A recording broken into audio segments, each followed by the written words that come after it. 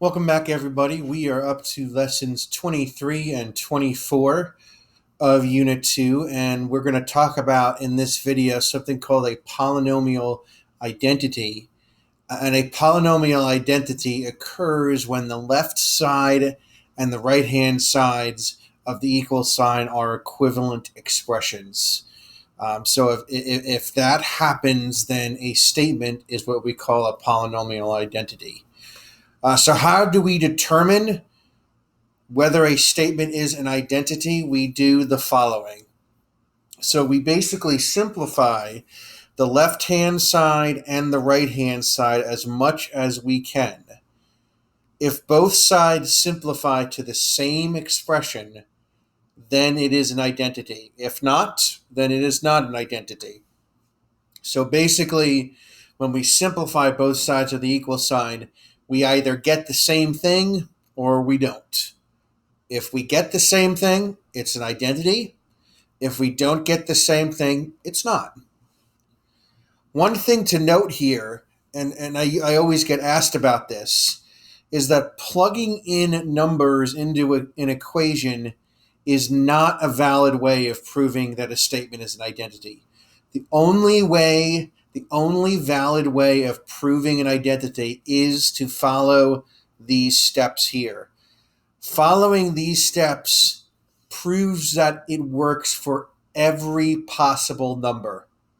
If you're only plugging in a few different combinations of numbers, that only proves it works for that specific combination. It does not mathematically prove that it works for all combinations of numbers. So therefore, plugging in numbers is never a valid way of proving whether a statement is an identity or not. Let's go ahead and take a look at the examples. So we have 4 mathematical statements here, and we're going to either prove or disprove whether these statements are identities or not. So on number 1, we're going to simplify the left-hand side and the right-hand side. One thing you might notice is that the right-hand side is really already simplified. There's not much to do. There's not anything we could do to simplify. So the right-hand side is already simplified. We have to simplify the left-hand side and see if we get x cubed minus 1 or not. So to simplify the left-hand side, I am going to do the box method. So I'm going to do a 2 by 3 box. So this will be x minus 1, and this will be x squared plus x plus 1. So let's quickly go through this. X times x squared is x cubed. X squared times negative 1 is going to be negative 1 x squared. X times x, that's going to be x squared. Negative 1 times x is going to be negative 1x. 1 times x is going to be x. And 1 times negative 1 is going to be negative 1. So let's see what happens here. If I write out my answer, this is going to be x cubed. Okay, this diagonal, I have x squared and negative x squared, 1x squared and negative 1x squared. That's going to cancel out, right? 1 and negative 1 cancel out to 0. X and negative x will also cancel out. 1x and negative 1x also combine to 0. So that will also cancel. So my answer in this case is going to be x cubed minus 1. And if I compare it to the right-hand side, I end up with the same thing. So when I simplify the left-hand side, I end up with the same expression as the right-hand side, x cubed minus 1. So to answer the question, is this mathematical statement an identity? Yes, it is. So number 1 is an identity. Number 2. Let's look at number 2. So we have x plus 2 squared minus x squared equals 4 times 2x plus 2. Okay. We'll start by simplifying the left-hand side. So x plus 2 squared. Okay, x plus 2 squared, whenever you square something, that means to multiply that something by itself. So x plus 2 squared is really this. X plus 2 times x plus 2 minus x squared. So we'll start off by doing that. So what I'm going to have to do is, at least with this part of the left-hand side, I'm going to have to box method.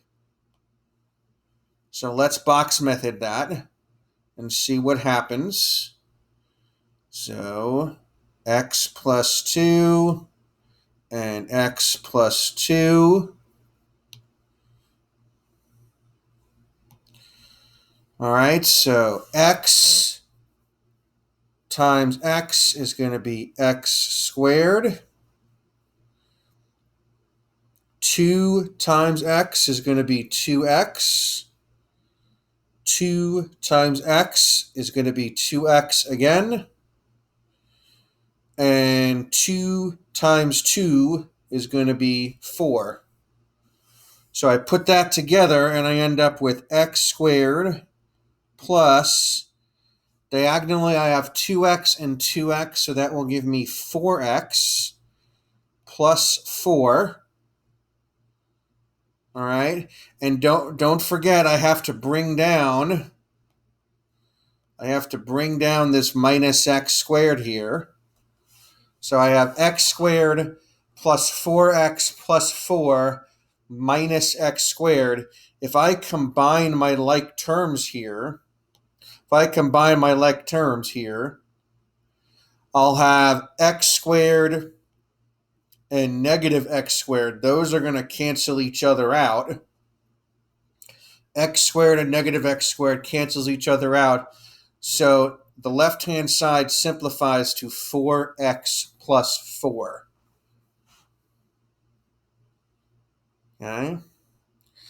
On the right-hand side, to simplify, I'm simply going to multiply everything in the parentheses by 4. I'm going to distribute. So I'm going to multiply everything in the parentheses by 4. If I do that, I get 4 times 2x is 8x, and 4 times 2 is 8.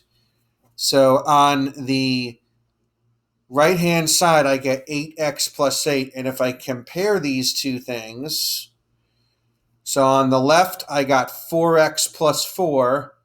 On the right, I got 8x plus 8. Those are definitely not the same expression.